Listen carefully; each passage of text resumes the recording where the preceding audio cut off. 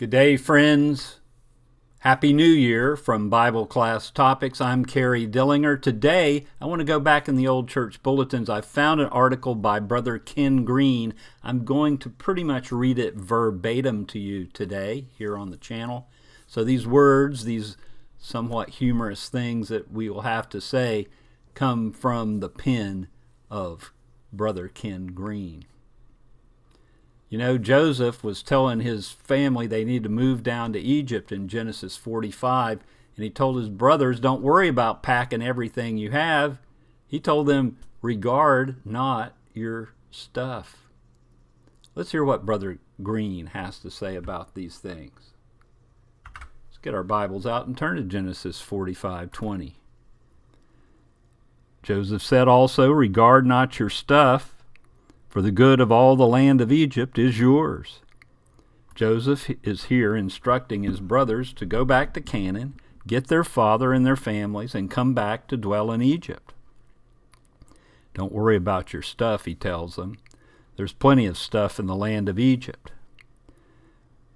Brother Ken Green says that he likes this King James rendition of that. Regard not your stuff. Other versions say your goods or your possessions. Well, that's fine. But we all understand the words, don't worry about your stuff. Here in the United States, most of us have more stuff than we know what to do with. Somebody once said, you can't have everything. Where would you put it? Well, we hardly know where to put what we do accumulate. Brother Green said he was at a yard sale, seeing if there was any more second-hand stuff that he might find room for in his garage. He met a child there that was excited about finding something or another, and the lady hosting the sale assured her that she should not miss the opportunity to add that to her collection. Why, someday you can have a yard sale of your own, she suggested. Proliferation. I can barely pronounce that word, but stuff has proliferated beyond belief. Brother Green says, I was not a deprived child, but I would have no difficulty taking inventory of my toys. I would hate to think how long it would take to count some of my grandchildren's toys, but we grown-ups, we're just as bad. Most of us are convinced deep down that the secret of happiness in this life is more stuff. There's a story told of a little girl in Beverly Hills who was asked to write a story about a poor family, and she began her essay with these words. There once was a very poor little girl. Her father was poor. Her mother was poor. Her governess was poor. Her chauffeur was poor. She could not begin to relate to what it means to be really poor. And while we do not have governesses or chauffeurs, most of us cannot relate to this either. Brother Green says, I often yearn for a simpler time and lifestyle. I've just never gotten serious enough about it to make the changes. I cast a longing glance at the Amish family and their horse and buggy and wonder what it would be like. But there's an awful lot of stuff that I really don't want to give up. I've read Walden Pond by Thoreau and fantasized about doing something similar, but I won't. In many places, such as Africa, India, the average person can probably carry all the stuff he owns on his back.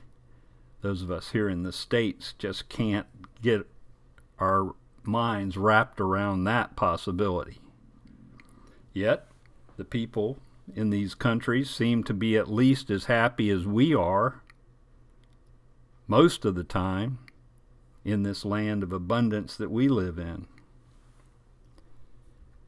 Brother Green says, I've watched children in these places kicking a rolled-up wad of rags and laughing with exhilaration that could not have been increased if they had free access to a Walmart right there in their village.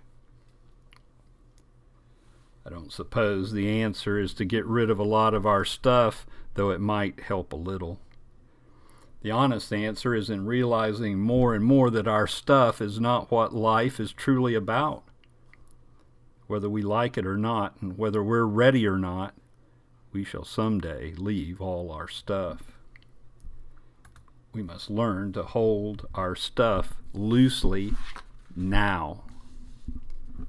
Jesus had this to say in Luke 12:15, "Take care and be on your guard against all covetousness, for one's life does not consist in the abundance of his possessions." The chief end of a man or a woman is not to make more money or to acquire more material comforts and luxuries.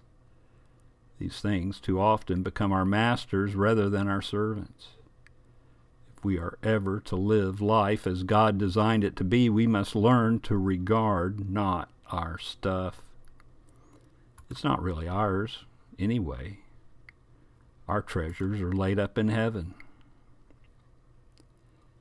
Jesus said, "Do not lay up for yourselves treasures on earth, where moth and rust destroy, and where thieves break in and steal, but lay up for yourselves treasures in heaven, where neither moth nor rust destroys, and where thieves do not break in and steal.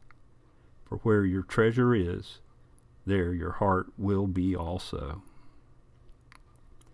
The eye is the lamp of the body. So if your eye is healthy, your whole body will be full of light, but if your eye is bad, your whole body will be full of darkness. If then the light in you is darkness, how great is the darkness? No one can serve two masters, for he either will hate one and love the other, or he will be devoted to one and despise the other. You cannot serve God and money. We could say you cannot serve God and your stuff. This article by Ken Green was originally published in the now defunct website biblicalinsights.org back in around perhaps 2001, 2002. Our photo that we found on Pexels is by Artem Yellow, and it's men standing in front of a storage full of what the photographers called trash. The men are regarding their stuff. Thanks for studying with me. Welcome to 2025. We hope to publish perhaps 2 videos per week in this year, Lord willing. And we thank you for watching all the way to the end. If you haven't subscribed to the channel, please do. We hope to be back with you in just a couple of days with another lesson on Bible class topics. Until then, may God bless.